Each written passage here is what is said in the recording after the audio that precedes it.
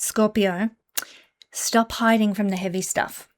Your deepest fears need to be faced head on now, because when you do, you'll realize how incredibly strong you actually are. And that's what this week's astral energy is here to show you as we look at your horoscope. This video is a forecast for your sun, moon, and rising sign. Do check out all three videos because they will all give you some information about what is coming up in the week ahead for you. They're going to tell you how the stars are going to affect your life this week. I'm Kesenya, and welcome to the Astro News and Weather for the first week of July 2026. And don't forget, my friends, this is tropical Vedic astrology, not sidereal astrology. Do look it up if you need to know the difference. And yes, I am a real person, not AI. So this week we are looking at the 4th of July. Happy anniversary to the USA. On the 4th of July, it's a biggie. Gotta say, get ready with your fireworks celebrations. It could really all go off in a very literal sense of the word. Mars will conjunct Uranus on the 4th of July. Last time they were conjunct, it was on top of the head of the Gorgon Algol, the fixed star. And now it's square to the nodes of the moon. Oh, yikes. Get ready. Here we go. This is when the volcano explodes, literally and figuratively. You know, we can expect large-scale Earth events when these two planets, Mars and Uranus, come together, and we can expect big rumbles to be felt in our own life as well. Forewarned, forearmed, my friends. But in the positive, this is the energy to use to break out of limiting situations in your life. If you're hungered for change, if you're longing for excitement to spice up your life like a Spice Girl, it's now coming in by the truckload. Taking a risk might have a great appeal for you at this time, but be forewarned, it really isn't the wisest time to jump in boots and all, even if you want to. By all means, follow your passions, follow your desires, but with a healthy dose of sensibility, moderation, self-control, and groundedness, my friends. As some have said, there is a narrow path between recklessness and opportunity at this time. So what we can do is direct this energy to its best advantage by creating change in our own life of our own volition. And that way we reduce the risk of unexpected events coming in and shocking the life out of us at this time, okay? So what could we do? We could change our doona cover. We could change our route to work, go a way we've never gone before. We change what we eat for breakfast. Just doing those little things in our everyday life to change things completely could spare ourselves the rug being pulled out from under us in big ways. Forewarned, forearmed, use that piece of advice to your best advantage, my friends. But also you can embrace your crazy now under this energy. Why not? It's the 4th of July. Get wild with your clothing choices. Hello. Experiment with your look. Get a little kinky in the bedroom, you know. It's all good, man, when these two tango like they do this week. Now, firstly, about the conjunction of Mars and Uranus, which occurs every 2 years. This is not a completely unexpected energy. It does happen regularly. Those who follow astrology closely know that Mars and Uranus together bring these impactful Earth events that I spoke about, not least of which is volcanic eruptions and earthquakes. These are powerful times. Now, of course, there are other astronomical and astrological alignments that can trigger Earth events. This isn't the only one, but it's pretty dependable every 2 years. Where it's going to happen on the Earth, though, is anybody's guess, really. As above, so below. What is the symbology of Mars, Uranus, and wildcard Earth events that we can apply to our lives? Let's list a few. Surprises, shocks, breaking out, breaking free, restlessness, agitation, fast changes, not slow, just blink of an eye kind of changes in life, erratic energy, feeling forceful or aggressive, more intensity than we can actually control with this energy, spontaneous, rash, impulsive, rebellious, explosive. These are all words that correlate to this energy. Fights, accidents, bluntness, insensitivity. one or more of these things may be what is manifesting in your life because of the Mars-Uranus conjunction. And what about the Mars skipped step that is forming? We've already had the skip step with Uranus a couple of weeks ago. Now, here we go with the Mars skip step.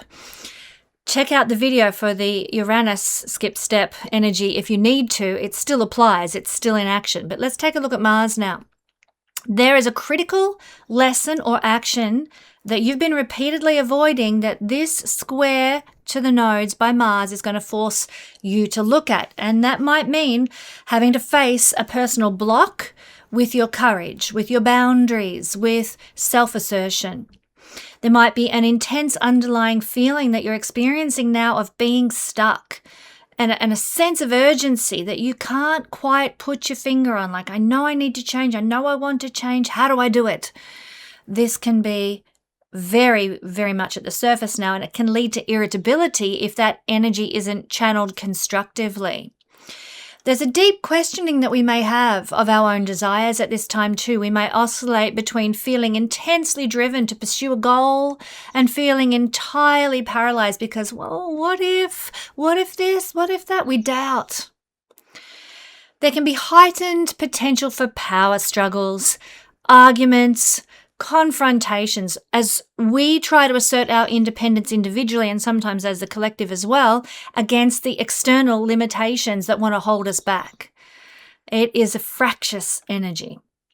There might be a tendency to take sudden reactive actions out of frustration that can temporarily derail your intended life path, where you want to end up because you react. It's like knee-jerk kind of kickback that really gets you off the track. This energy does serve as a powerful catalyst as well. If we choose to consciously take action at this time, this aspect, if we're wise about our action, can give us the grit that we need to break free from old karmic loops and stagnant patterns that have just got to go. So it is uncomfortable, this week's energy. The events triggered by this square act as a cosmic alignment check, like we're bringing our car in to check its oil. Well, that's what this universe is doing. This universal energy is doing to our journey. Ultimately, it could push us back onto our true evolutionary path now. So, what can we expect with these wild energies unfolding this week individually? Let's check it out now as we look at the forecast for all signs. Scorpio, it's all about breaking free.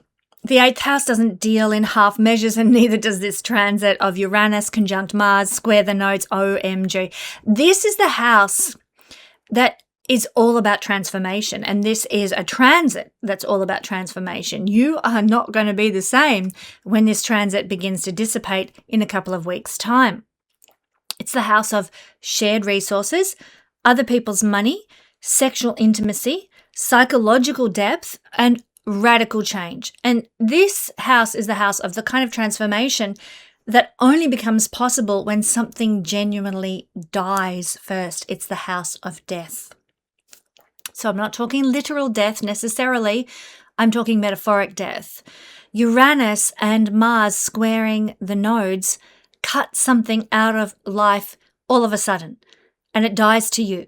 You don't go back. It ends, and it ends completely. Be forewarned, forearmed about that. There may be a grieving that's associated with this that you need to go through. So Uranus conjunct Mars, square the nodes here, can manifest as a sudden shift in these 8th house realms, in joint finances. Okay, you might get an inheritance. Your partner might get an inheritance or a promotion that gets more money. There might be a tax crisis that you have to face, or a mortgage shock, or a dramatic change in a partner's situation. But the real territory is much deeper than money, Scorpio. This is a house of initiation. The dark nights of the soul that happen here, they are actually also the doorways into greater consciousness. The nodes, they make this such a fated transit. There's a fated reckoning with power that is unfolding now. How you use power, how you've given it away, how you can reclaim it and take your power back, what you're willing to surrender in order to be genuinely transformed. So what you're breaking free from, Scorpio, is the psychological conditioning around shame, around guilt, around fear that needs to be dealt with. This is the shadow side of who you are. And the stories you've been telling yourself in private, you need to confront those. You need to change those mindsets. This transit asks you to go into the depths of who you are, the secrets that you keep to yourself. You know about those secrets. They're not hidden from you, but you keep them from everybody else. And they ask you to go deeply and honestly into those secrets, into those fears and phobias, etc. Because when you do, you're going to come back changed. And it's going to be just radical for the whole trajectory of the rest of your life. It's a biggie. It's a big week. And I pray that it is one that absolutely sets you up for a wonderful rest of your life, Scorpio. Now, if you're curious to understand exactly how this transit and the others that are forming to affect your life in the coming year will have an impact on you personally, then why not order a transiting planet report from Guiding Star Astrology for only $18? What could be more perfect than that?